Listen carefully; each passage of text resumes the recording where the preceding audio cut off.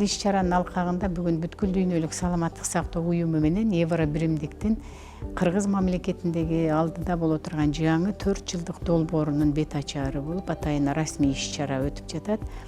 Бул негизинен биздин эмдөө системасын, механизмдерин чыңдоо жана санариптештирүү багытындагы жумуштардын баарын андан ары алдыга жылдырып өркүндөтүү болуп саналат. Бүгүн баарыбызга белгилүү болгондой, негизи цифровизациянын мезгили келип турат. Ошон үчүн биз бүгүн баардык саламаттык сактоо тармагындагы биздин ар бир иш-чараны биз электрондоштурушубуз керек.